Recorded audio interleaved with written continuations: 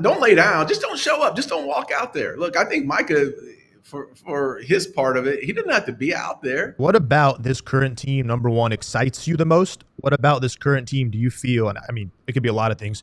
What about this current team do you feel is missing that element that you guys had that you want to see more out of this current team?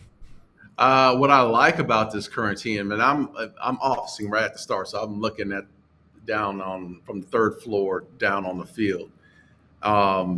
And every day I watch them practice when, throughout the years I've sat there and watched them practice. Offensively, I like what I see.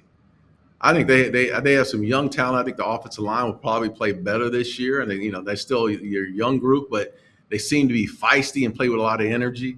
They got two great weapons on the outside, and we know how this game is played today. Like this game is a vertical game, and you're gonna double CD, and you're gonna have some one-on-ones with Pickens on the outside. By himself. If Dak can come around and do what's right, put the ball where it needs to be, and there's a lot of question marks. Dak's coming back from an injury which we haven't really talked about, and I haven't seen him play since last year. I don't know what week it was in Atlanta, so it's been a long time since I've seen him play. But offensively, here's what I think.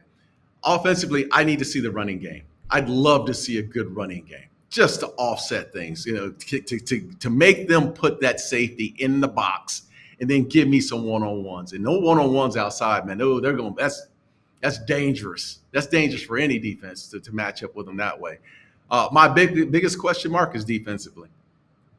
It's the secondary. Your star cornerbacks haven't played or practiced in a long time, and Bland and Diggs. We haven't seen them. You're going to go to Philly without those. You're probably going to go to Philly without one of those two, and they haven't gotten a lot of time there.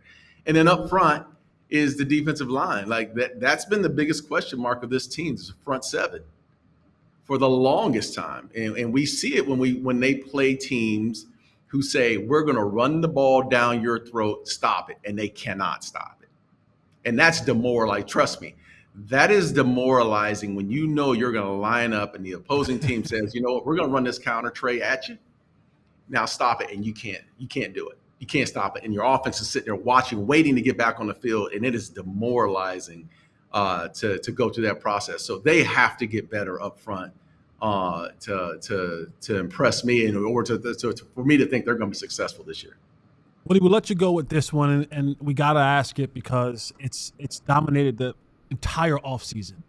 Mm-hmm. The Micah Parsons situation, right? Yeah. We hear the back and forth between he and Jerry Jones. There's a trade request. There's Jerry on his media tour. There's Micah laying down on the training table during the preseason game. Like just what are your overall feelings about it? And how would you, as someone who was a captain of a team, a leader of a business now, how would you direct Micah and just the way that he should handle himself in this situation to kind of have the light shed a little bit better on him? Yeah, I mean, look, don't show up. Like, I mean, don't lay down. Just don't show up. Just don't walk out there. Look, I think Micah, for his part of it, he didn't have to be out there. I know he's under contract, but he didn't have to sit out there and lay on the bench and do all. I mean, like, look, it's getting like, look, there's contract disputes. I've watched a guy in Emmitt Smith who went through a contract dispute, missed the first 2 games. Guess what? We didn't see Emmitt. He and Jerry were handling their business off the field, behind the doors, closed doors. And then Emmitt came back after game 2 and they got going. Look, I think this deal is going to get done. I'm a firm believer that this deal is going to get done. And it usually happens with Jerry like a day or 2 before the regular season starts. And then everything is, hunky-dory and everybody's hugging and clapping hands and all that. But the frustration for me just lies in, why are we always going through this process? This is not the first time. I mean, CeeDee Lamb a couple years ago, Dak, and then you make these guys the highest paid at their position. That's going to happen.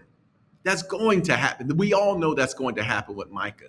But why do we have to go through the charade of going through all the drama and all? But Jerry's genius is always this too. He has a Netflix show coming out.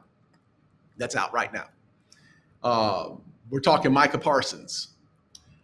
Every time I turn on ESPN, the worldwide leader in sports, who's leading the conversation. Cowboys. Yep. Cowboys. That's Jerry's genius as well. Whether it's good news or bad news, Jerry always wants to stay in the news. I just wish they would just get back to playing some football and getting these guys out there. Because here's my question. Here's my issue that I do have. They're going to play the defending champions on a Thursday night game, and they haven't had their best players on the defensive side of the ball out there practicing.